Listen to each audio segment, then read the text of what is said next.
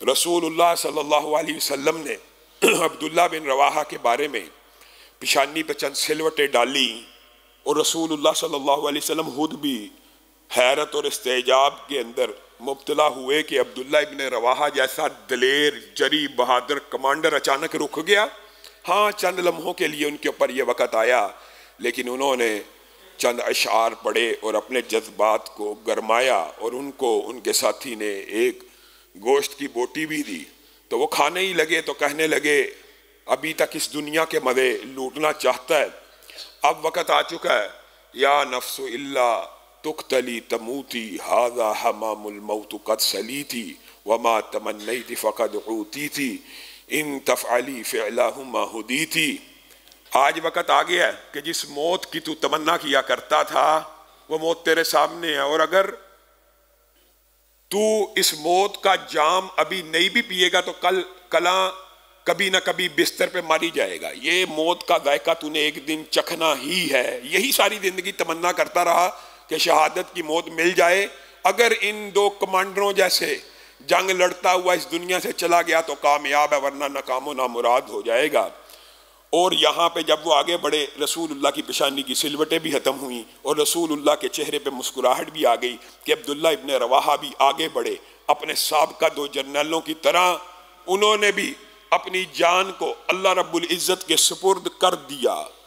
यहाँ रसूलुल्लाह सल्लल्लाहु अलैहि वसल्लम एक तो इतला दे रहे हैं जाफ़र शहीद हो गए, ज़ैद शहीद हो गए, अब्दुल्ला इब्न रवाहा शहीद हो गए, और उनकी शहादत की खबर के ऊपर, उनकी शहादत के ऊपर अल्लाह रब्बुल इज़्ज़त के शुक्रगुजार हैं, लेकिन उनकी जुदाई के ऊपर गमज़दा हैं।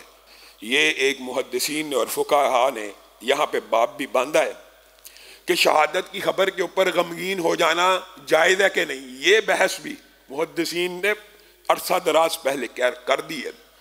शहादत की जो खबर है वो बंदा मोमिन के लिए इत्मीनान और तस्कीन और सरूर का बायस होनी चाहिए, लेकिन इसका मतलब ये नहीं है कि जिसके घर वाले शहीद हों उनको गम नहीं होगा।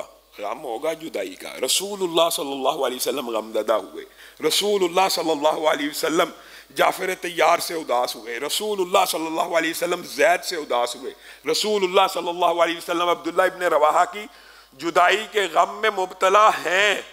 गोया गम का हो जाना फितरी है, लेकिन गम के साथ जो सब्र की और रज़ा की जो कैफियत होनी चाहिए वो रसूलुल्लाह सल्लल्लाहु अलैहि वसल्लम ने यहाँ पे मुझे और आपको समझा दी कि शहादत की खबर इंसान की जुदाई का गम तो ला सकती है, लेकिन ये गम करना कि अल्लाह के रास्ते में शहीद क्यों हुआ ये हराम है।